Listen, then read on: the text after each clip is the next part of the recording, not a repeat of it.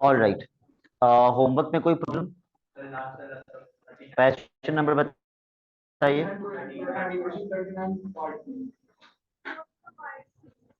Question 39 part B. Okay, इस question में examiner ने आपको एक आसानी करके दी है। वो आसानी क्या करके दी है? उसने क्यूमुलेटिव फ्रीक्वेंसी का टेबल ऑलरेडी क्वेश्चन में बना के दिया है। तो अब क्यूमुलेटिव फ्रीक्वेंसी निकालने के लिए क्या आप फ्रीक्वेंसीज को प्लस करेंगे? नहीं, क्योंकि क्यूमुलेटिव फ्रीक्वेंसीज तो ऑलरेडी दी हुई है। आपको तो एज इट इज कर्व बनाना है। 50 पे 0 मार्क करना है, 100 4 मार्क करना है, 150 पे 54 मार्क करना है। किसने इस तरह डायरेक्टली कर्व बनाया था? ओके, लेकिन ये वाला कोई मसला तो नहीं है इसमें। ओके, लेकिन पार्ट 4 तो मैंने आपको दिया ही नहीं था करने के लिए। इसके बाद वाला वो तो 40 है।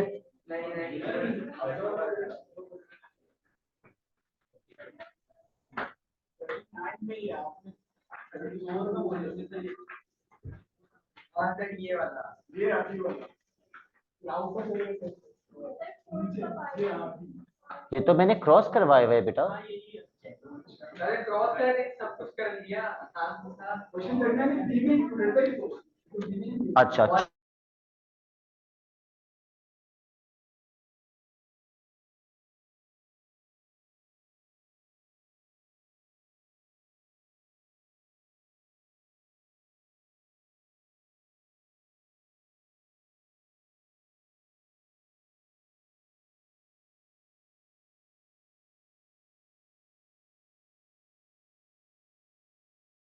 कैसे हो सकता है? और ये कितने बॉक्सेस के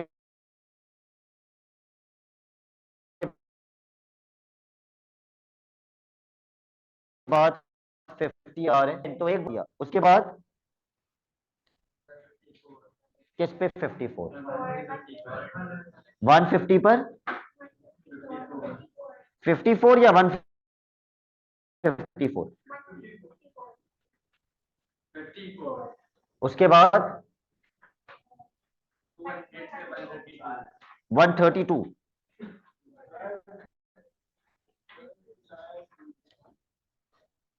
उसके बाद 250 पे 204। ऑल राइट, उसके बाद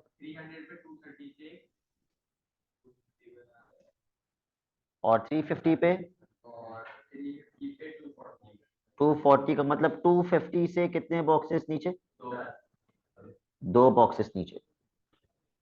ठीक है, I will join them and draw a smooth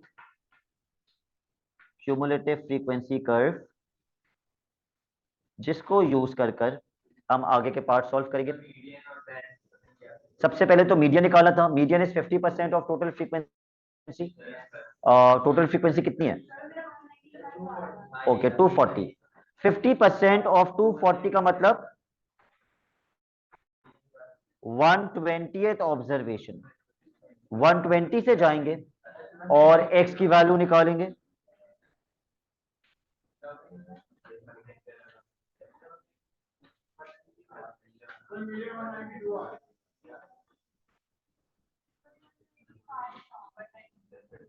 okay, मेरा आ रहा है। अच्छा, अगर यहां भी 10 बॉक्सेस बाद 50 है तो एक बॉक्स 5 यूनिट का है। 1 बॉक्स इज 5 यूनिट्स। तो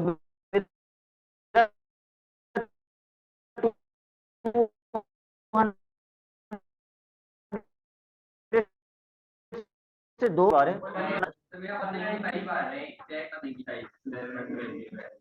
ओके, पार्ट बी में क्या निकालना है? इंटर क्वार्टाइल रेंज निकालने के लिए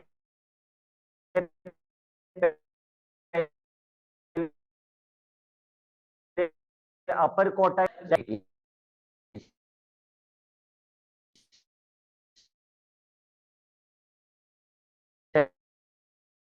75% ऑफ 187 ऑब्जर्वेशन। 0.5 भी आएगा, यस। 187 तो अपर क्वार्टाइल कितना आया था आप लोगों का? 187.5 से जाके 240, तो मैं डायरेक्टली लिख रहा हूं क्योंकि वो आप लोगों ने किया हुआ होगा 240। और लोअर क्वार्टाइल के लिए 25% ऑफ टोटल फ्रीक्वेंसी 62.5 ऑब्जर्वेशन आनी चाहिए, कैलकुलेटर से चेक कर लो। 155। Where is your homework?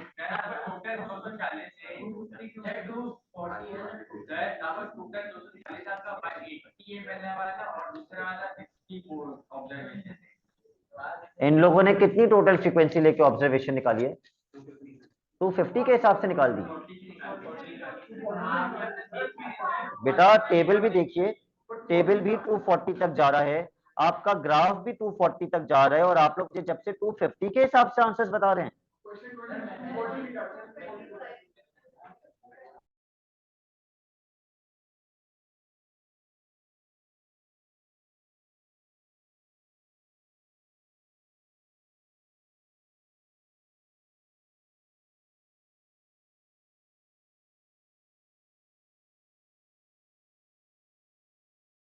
Observation से x की वैल्यू क्या आ रही है?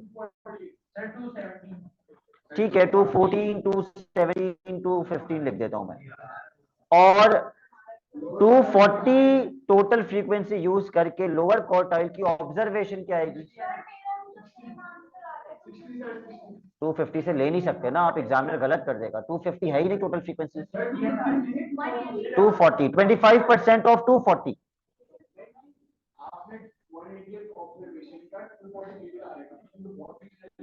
248 आ रहे हैं, साथ आ क्या आ रहे हैं? ओके, और 25% ऑफ 240, 68 ऑब्जर्वेशन। ठीक है, तो इंटर क्वार्टाइल निकालने के लिए इन दोनों को माइनस कर देंगे। कितना आ रहा है? थोड़ा सा ही फर्क आएगा, लेकिन आएगा क्योंकि आप लोग 240 नहीं ले रहे, 250 ले रहे हैं, तो वो लॉजिकली तो वो बिल्कुल ही गलत है, एग्जामिनर बिल्कुल ही गलत कर देगा अगर आप 250 से करेंगे। तो 240 से करना है आपने। कितना आ रहे हैं इंटर क्वार्टाइल इन वैल्यूज के हिसाब से?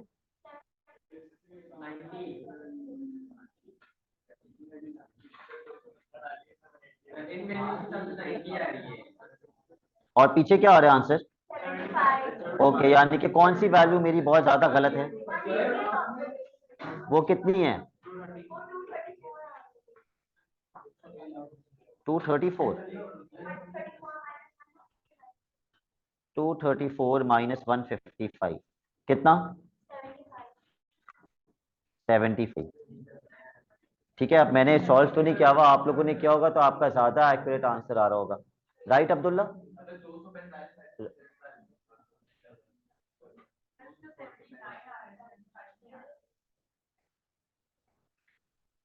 जी,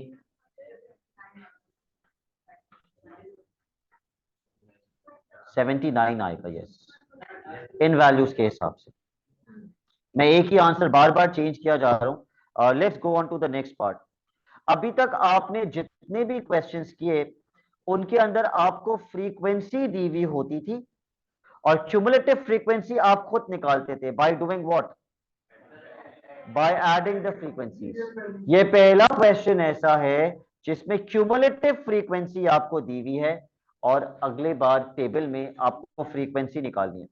अगर फ्रीक्वेंसीज को प्लस करके क्यूमुलेटिव फ्रीक्वेंसी मिलती है, तो क्यूमुलेटिव फ्रीक्वेंसीज को माइनस करेंगे तो वापस से फ्रीक्वेंसी मिलेगी। यस, तो मैं ये टेबल यहां से स्क्रीनशॉट लेके यहां लगा रहा हूं ताकि हमें माइनस करने में आसानी हो। और पहले से आंसर मत बताना स्टार्ट कर देना प्लीज। ओके, सबसे पहली वैल्यू 4 है, बिकॉज 4 माइनस 0 इज 4। फिर मैं 54 में से 4 माइनस करूंगा 50। फिर मैं 132 में से, all right, now listen to me carefully, 132 में से ये दोनों माइनस होंगे, या 132 में से सिर्फ ये माइनस होगा? सिर्फ 54 माइनस होगा। क्यों? क्योंकि ये जो 54 आया था ये पिछली दो वैल्यूज को ऐड करके आया था। तो 132 में से सिर्फ 54 माइनस करेंगे, कितना बनेगा? 78। 20 सॉरी, फिर 132 वाला तो हो गया। 204 में से 132 माइनस करेंगे 72। फिर 236 में से 204 माइनस करेंगे 32, और फिर 240 में से ये 4। अपनी तसल्ली के लिए एक बार प्लस करके जाते रहिएगा और चेक कर लीजिएगा कि यही आ रहा है या नहीं आ रहा है। ऐड करके फ्रीक्वेंसी, क्यूमुलेटिव फ्रीक्वेंसी सही बन रही है या नहीं बन रही है। ठीक है, ये सही बताया आप लोगों ने बिल्कुल, तो ये सही आंसर आएंगे। ओके, तो ये फ्रीक्वेंसी का टेबल तो कंप्लीट हो गया। उसके बाद उन्होंने एक क्वेश्चन में हमसे पूछा है, a potato with a mass greater than 250 grams is classed as extra large. Greater than 250 grams, greater than 250 grams समहा कौन कौन से पोटेटोज हम लोग ऐड करेंगे?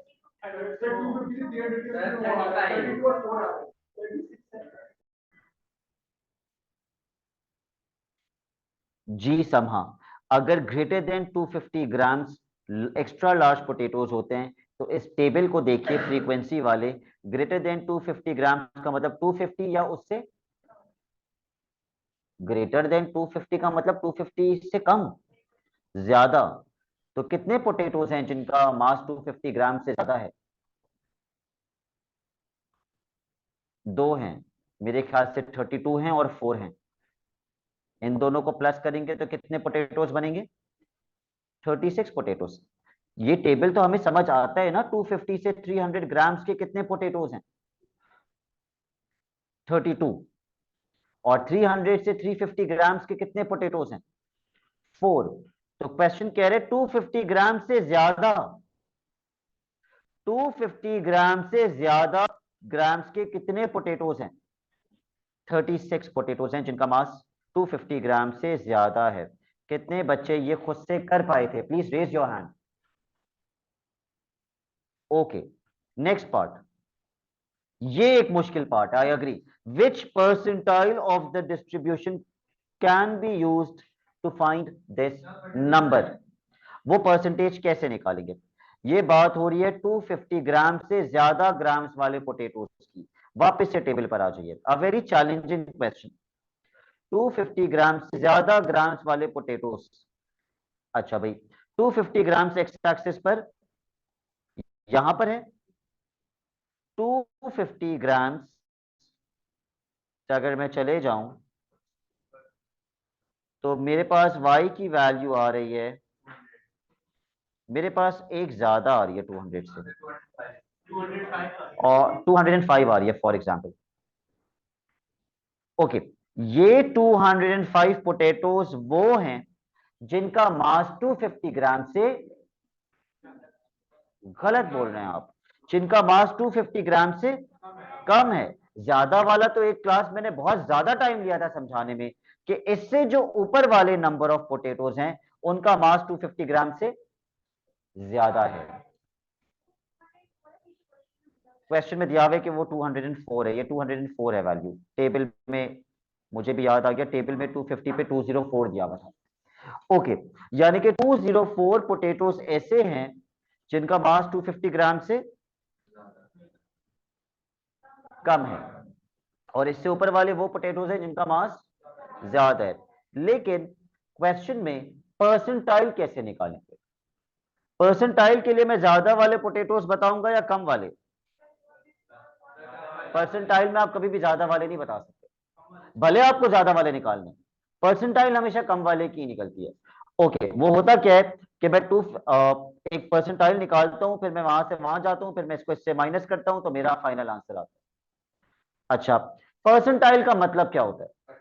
परसेंटेज। अगर मैं कहता हूं आपसे 20th परसेंटाइल, 20th परसेंटाइल का मतलब 20/100 multiply by total frequency th observation. Suppose वो ऑब्जर्वेशन मैंने 20th ऑब्जर्वेशन निकाली और वो आई 75, मैं 75 से चला गया और मुझे ये मास मिल गया। तो जब मैं ऑब्जर्वेशन निकालता हूं तो ऑब्जर्वेशन वो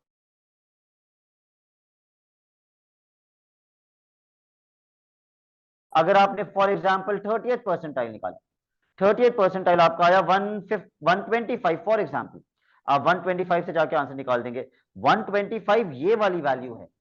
ये कम वाले पोटेटोज हैं या ज्यादा वाले? कम वाले, ये कम वाले हैं, ज्यादा वाले तो ऊपर होते हैं हमेशा। तो मेरा मेरा आपसे क्वेश्चन ये है कि अगर आपको 204 निकालना है, मैं कितना परसेंटाइल निकालूं जिससे मुझे 204th ऑब्जर्वेशन मिले, फिर मैं 204 से जाऊं और मेरा आंसर आ जाए 250 ग्राम। कितना परसेंटाइल, कितना परसेंटाइल 204 के बराबर होता है? Let's use cross multiplication. आपके पास टोटल नंबर ऑफ पोटेटोज इस क्वेश्चन में कितने हैं? 240। उसके सामने टोटल परसेंटेज वो कितनी होती है? 100। मुझे किन पोटेटोज की परसेंटाइल निकालनी है?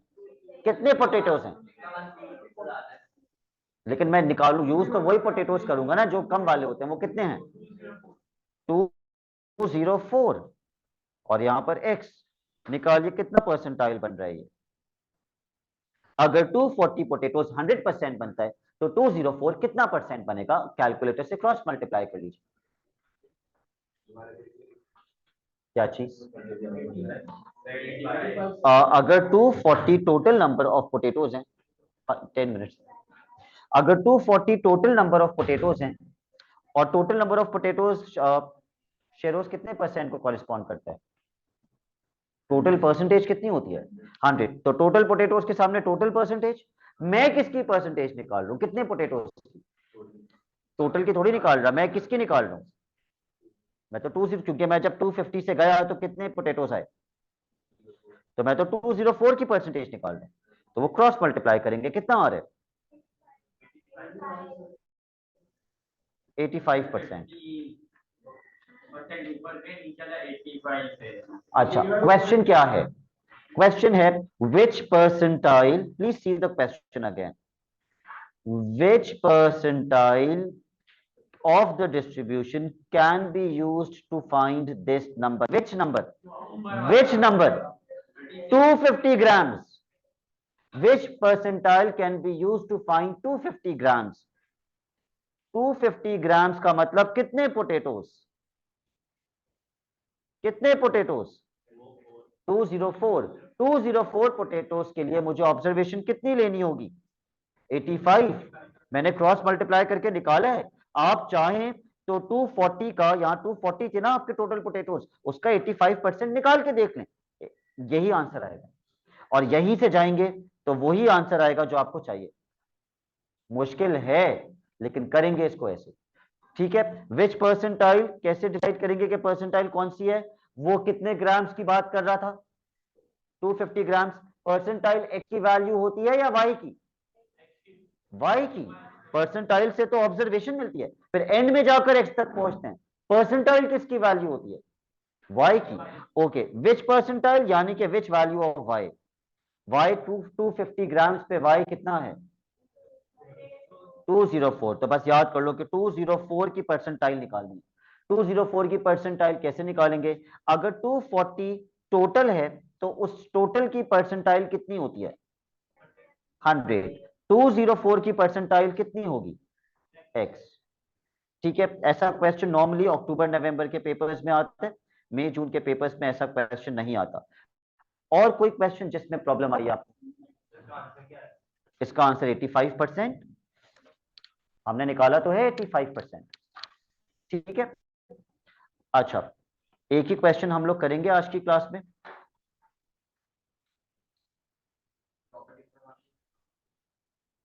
ये टॉपिक एक या दो क्लासेस का बाकी है। Yes,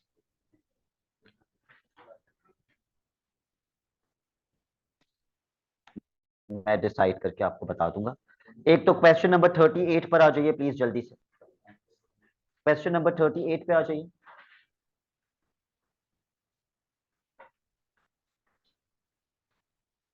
What diagram do you see on this question?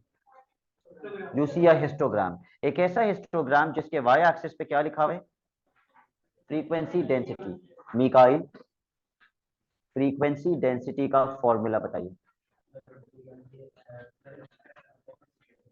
Very good. Frequency density is equal to frequency upon class width, और पूरा हिस्टोग्राम इसी एक फॉर्मूले के ऊपर डिपेंड करता है। पढ़ लीजिए क्वेश्चन क्या है।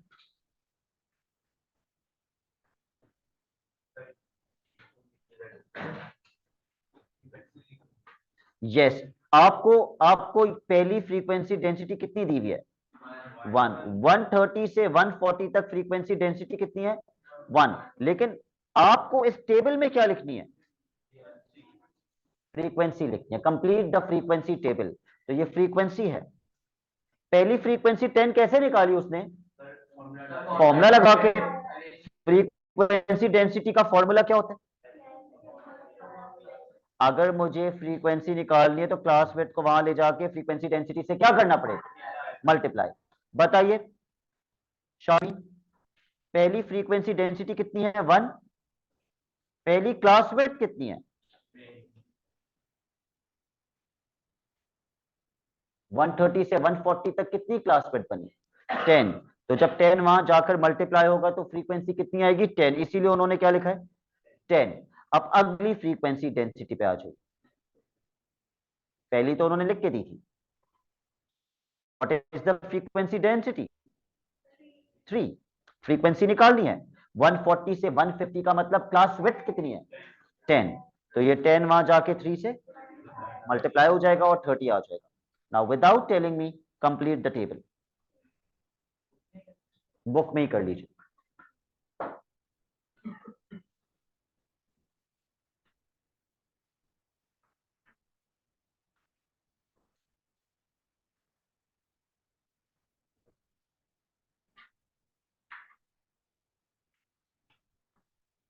बताइए रधवा, अगली फ्रीक्वेंसी आपकी कितनी आ रही है? 150 से 155। Frequency density is 4 and what is the class width? 5। जी, तो आपने क्या बोला? 20।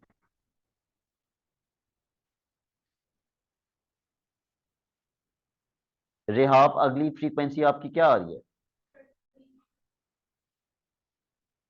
Frequency density is 6 and class width is? Yes, correct. 6 5 are 30।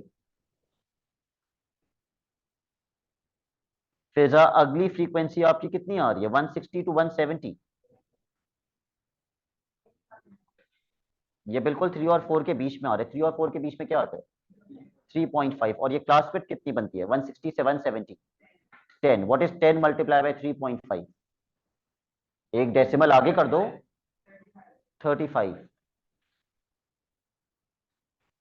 Abdullah, अगली फ्रीक्वेंसी 170 से 180। 2 मल्टीप्लाई बाय 1020। और आखिरी 180 से 190। ये बिल्कुल बीच में आ रहे हैं। 0.5। 0.5 मल्टीप्लाई बाय 10 विच इज 5। तो आज की क्लास में हमने दो चीजें उल्टी करना सीखी। हमने क्यूमुलेटिव फ्रीक्वेंसी से फ्रीक्वेंसी निकालना भी सीखी by subtracting the cumulative frequencies, और हमने फ्रीक्वेंसी डेंसिटी से फ्रीक्वेंसी निकालना भी सीखी बाय अप्लाइंग द फॉर्मूला। अब वो कह रहे क्यूमुलेटिव फ्रीक्वेंसी का टेबल बनाओ। अब क्यूमुलेटिव फ्रीक्वेंसी कैसे मिलती है जिमल? क्यूमुलेटिव फ्रीक्वेंसी कैसे मिलती है? बता तो रहे, वो 2 बार बता चुका है। आप तीसरी बार बता दीजिए। किसको ऐड करते हैं? फ्रीक्वेंसीज को ऐड करते हैं। ठीक है, add the frequencies. Less than 150 यानी कि 150 से पीछे।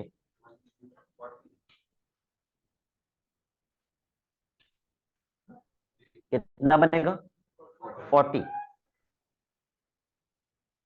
लेस देन 155, 155 से पीछे 60। और इस तरह टेबल कंप्लीट कर लीजिए। तो ग्राफ भी बनाते हैं जी। ग्राफ को मैं आपको आज होमवर्क दूंगा, अभी आप सिर्फ टेबल कंप्लीट कर लीजिए। 60 के बाद अगली वैल्यू 90। उसकी अगली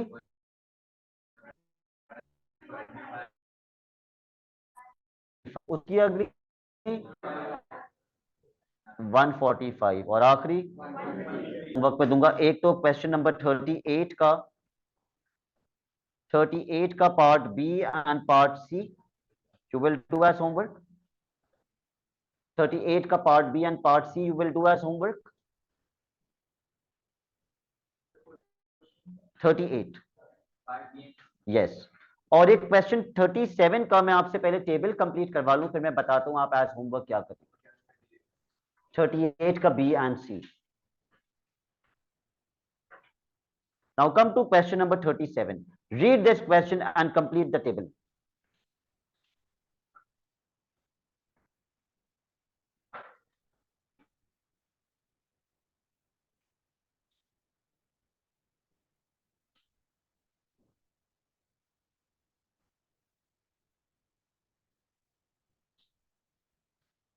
पढ़ लिया आपने क्वेश्चन?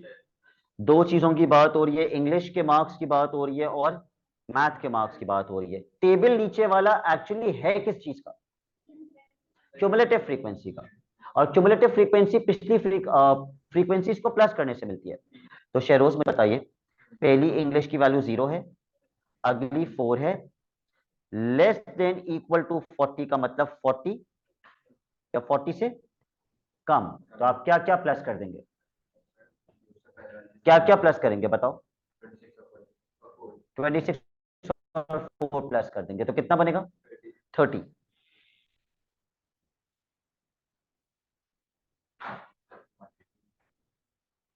थर्टी बन जाएगा। उसके बाद कितना प्लस कर देंगे?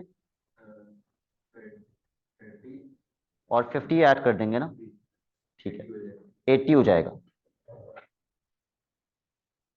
अगली वैल्यू एक्चुअली है लेस देन इक्वल टू 60। तो 60 या 60 से कम, 60 या 60 से कम क्या क्या प्लस हो जाएगा? 50 प्लस 26 प्लस 4 जो कि कितना बनेगा? 80। अब फिल कीजिए।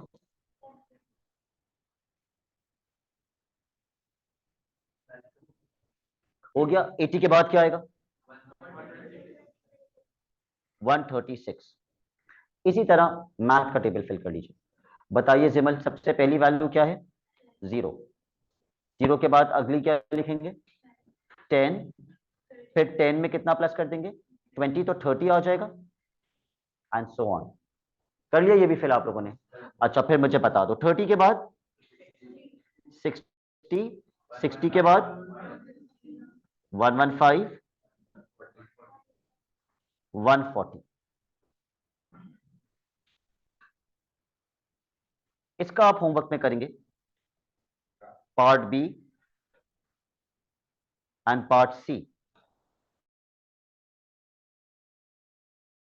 है 37, part B and part C. आज की क्लास में हम इतना ही करेंगे।